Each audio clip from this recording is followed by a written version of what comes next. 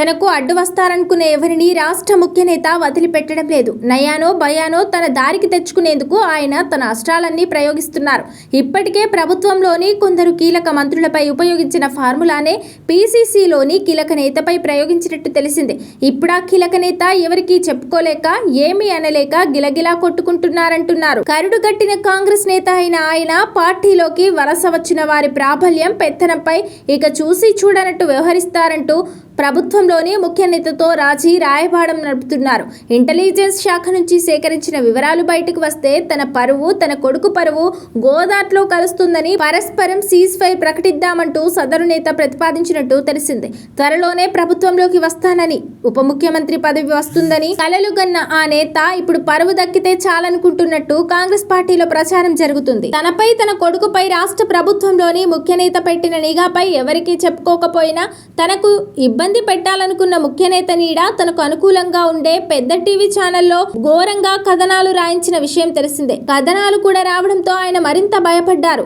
కాంగ్రెస్ పార్టీలో సీనియర్ గా ఉన్న ఆయన పీసీసీలో ముఖ్య స్థానం సంపాదించిన తర్వాత కొంతకాలం అంతా సవ్యంగానే సాగింది. అయితే రాష్ట్ర ప్రభుత్వంలోని ముఖ్య నేత వలస కాంగ్రెస్ ను ప్రోత్సహించడం, పాత కాంగ్రెస్ ను పట్టించుకోకపోవడంతో పాటు ఇష్టారాజ్యంగా వ్యవహరించడంపై పార్టీ అధిష్టానం అప్పుడప్పుడు ఇక్కడి నేతలతో ఆరా తీసింది. ఈ క్రమంలోనే పీసీసీ కీలక నేతను కూడా ఆరా తీసింది.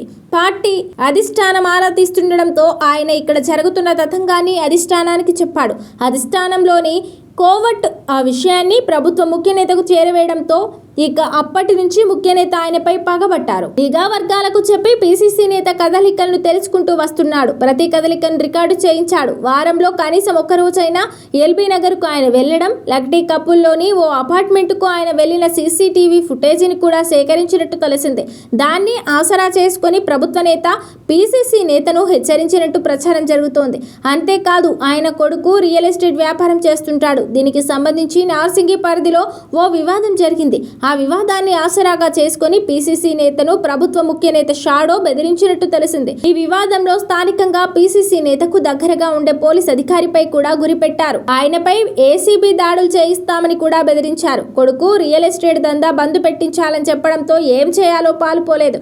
చివరికి వివాదం నుంచి ఇప్పుడిప్పుడే ఆయన గట్టెక్కుతున్నాడు. సొంత పార్టీ నేతలపై నిఘా పెట్టడం దుర్మార్గమని, తమను బెదిరించి లొంగ తీసుకుంటున్నారంటూ తనకు దగ్గరగా ఉండే ఓ నేత వద్ద వాపోయినట్టు తెలిసింది.